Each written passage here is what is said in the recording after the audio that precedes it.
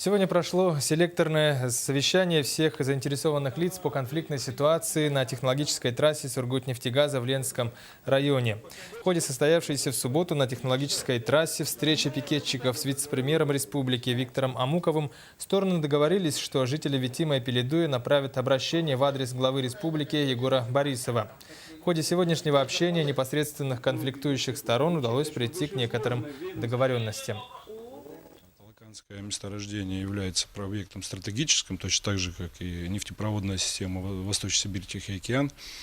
Все это является производственным непрерывным циклом. Естественно, никакая